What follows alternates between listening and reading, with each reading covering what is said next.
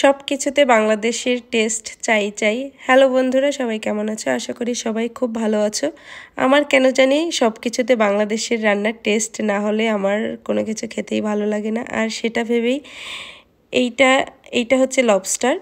এইটা সাধারণত আমেরিকার সবাই বেক করে খায়, বাট আমার মনে হলো এটা একটু বাংলাদেশের মতো কষিয়ে মশলা দিয়ে রান্না করি। আর সেজন্য এটাকে সুন্দর করে গোল গোল করে কেটে মশলা কষিয়ে এটাকে রান্না করেছিলাম।